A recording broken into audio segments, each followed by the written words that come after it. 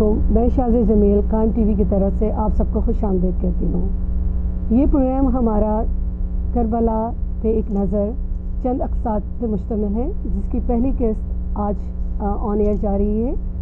میرے درمیان اس وقت دو مخصوص معزز شخصیات موجود ہیں، ایک شہر اہل بیت کوکب نقوی اور دوسری ہمارے درہم ریجن کی جبین تالپور، جو وہاں کے امام بارگاہ کی وائس پریزیڈنٹ بھی ہیں۔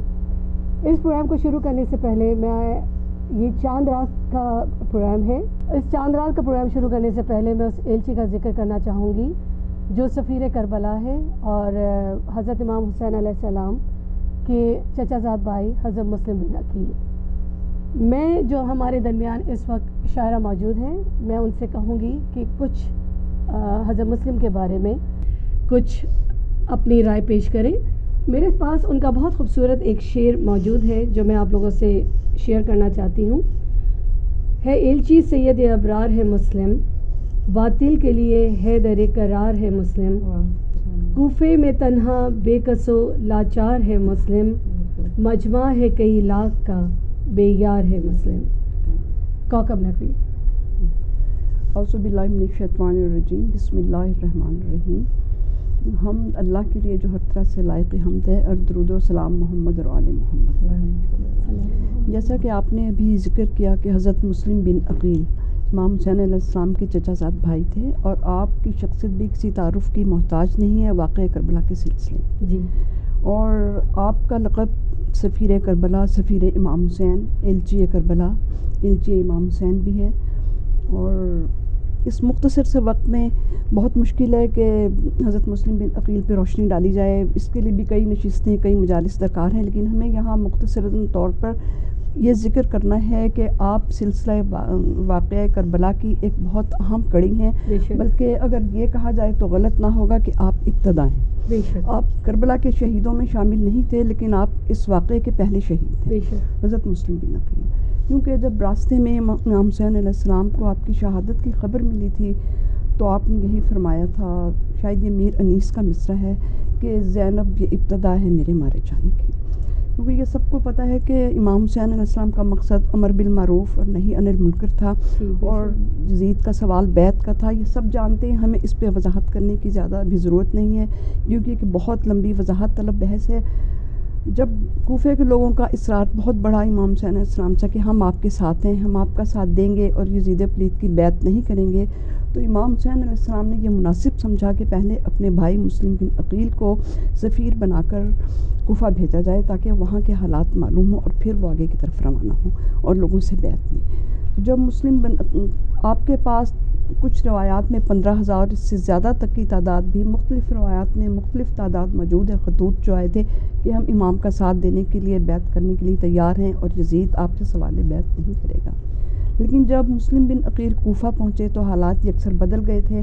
آپ نے جس مسجد میں قیام کیا 1500 نمازی آپ کے پیچھے موجود تھے، لیکن جب آپ نے پیچھے مڑ کے دیکھا نماز ختم کی تو اس میں سے صرف ایک شخص موجود تھا، ابن زیاد کے ڈر سے، اور یہ سب پتہ ہے کہ اس وقت گورنر وہاں پہ ابن زیاد تھا۔ اور اب میں ابن سے کہوں گا کہ آگے وہ کچھ ماشاءاللہ آپ نے اس قدر خوبصورت تعارف دیا ہے۔ میں تو صرف بہت ہی ناقص میری علم ہے، اور اس حساب سے میں اتنی بات صرف کہنا چاہوں گی کہ کربلا پوری ایک درس گاہ ہے۔ کربلا خود سے ایک پورا فلسفہ ہے، فلسفہ حیات ہے۔ اس میں ہم جب سفر کربلا کی بات کریں اور سفیر کربلا کی بات ہو تو اس کی تو ظاہر ان کی اپنی اہمیت ہے۔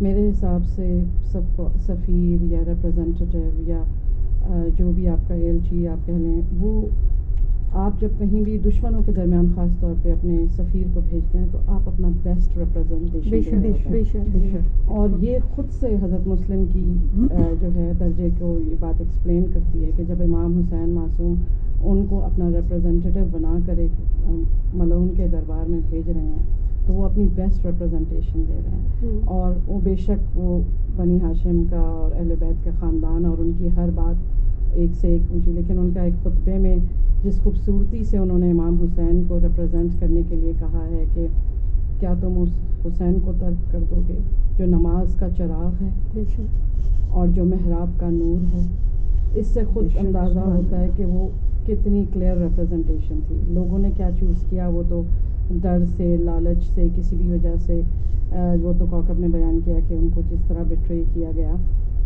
مگر ہمارے لیے یہ سوچنا ہے کہ کیا وہ یہ نہیں جانتے تھے کہ ایسا سلوک ہوگا. ضرور انہیں پہلے سے سب پتہ تھی, سب بات پتہ تھی, اور ہم سب کربلا جا چکے ہیں, ہم سب نے دیکھا ہے.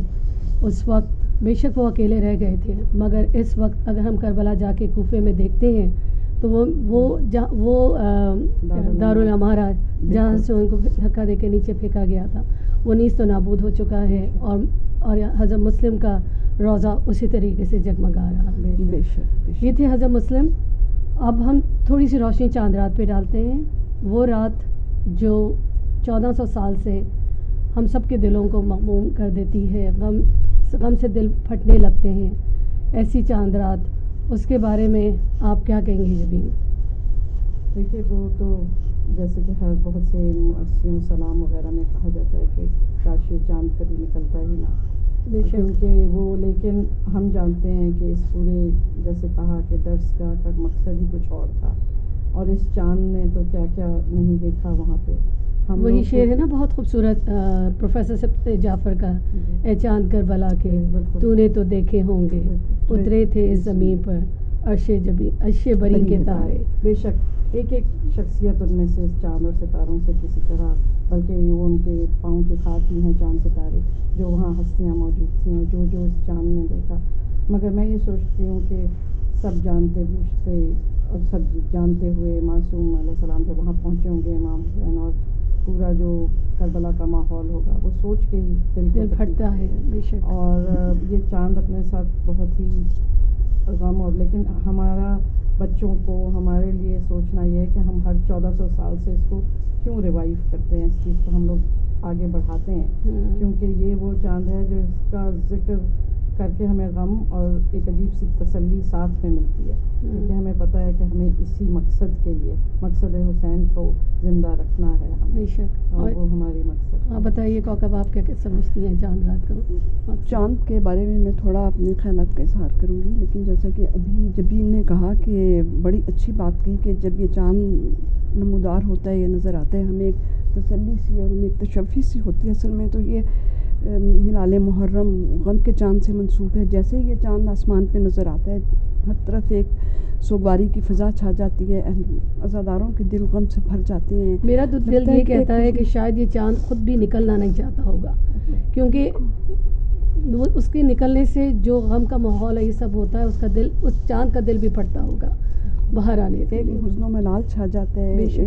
کسی نے کیا خوب کہا ہے کہ صفے بناؤ کہ ہو اب نماز عشق ادا, صفے بناؤ کہ اب ہو نماز عشق ادا, اذان ماتم شبی چاند دیتے ہیں. اور دوسرا کہ جیسے جبین نے کہا کہ ہمارے لیے چاند تسلی تشفی کا باعث ہے, کہ ہماری ایک درسگاہ بھی ہے کہ جیسے یہ چاند نمودار ہوگا ہر گھر میں صفحہ ازاں بچ جائے گی. ہمارے بچے کے کربلا ایک درس ہے, ایک یونیورسٹی ہے, ایک ادارہ ہے کہ جہاں سے ہمارے بچے بہت کچھ سیکھتے ہیں, ہم خود بہت کچھ سیکھتے ہیں کہ امر بالمعروف ہے. اور یہی کہوں گی کہ غم حسین, جبین کی تائید کرتے ہوئے, غم حسین ہمارے لیے تو راحت ہے, سکون و چین ہے, سچ پوچھیے تو راحت ہے. غم حسین میں رونے سے دل نہیں بھرتا, یہ فیض وہ ہے جو سب کو ملا نہیں کرتا. اور جب خود میر انیس سے زیادہ خوبصورتی سے کسی نے واقعات کربلا کو رقم نہیں کیا ہے, ان کا جب بہت سے مراثی ہیں ان کے اس موضوع پہ, لیکن اس کا ایک مصرع بہت زیادہ خوبصورت ہے کہ شہ نے جب چاند محرم کا سفر میں دیکھا, موت کو لوٹ مچاتے ہوئے گھر میں دیکھا. اور ایک مصرع یہی ہے کہ ہمشیر یہ ہماری شہادت کا چاند. مرثیہ تو بہت طویل ہے لیکن اس مختصر وقت میں اس چیزیں بہت زیادہ. بہرحال یہ کہ حزن و ملال کا, رنج کا, غم کا جناب سیدات النساء العالمین کو پرسہ دینے کا چاند ہے. اور امام حسین علیہ السلام نے جس مقصد کے لیے عظیم قربانی پیش کی اس کو تازہ کرنے کا اور کچھ سیکھنے کا چاند.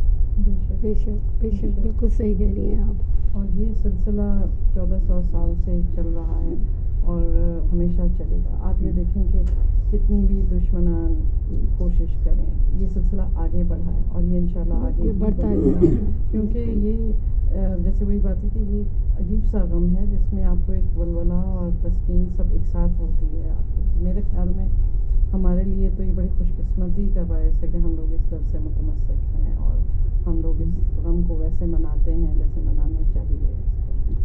بہت خوب آپ لوگوں نے چاند رات کو ڈسکرائب کیا. یہاں پہ ہم چھوٹا سا ایک بریک لیتے ہیں اور حاضرین ہم یہ چھوٹے سے بریک کے بعد دوبارہ سے اپنے پروگرام کا آغاز کرتے ہیں.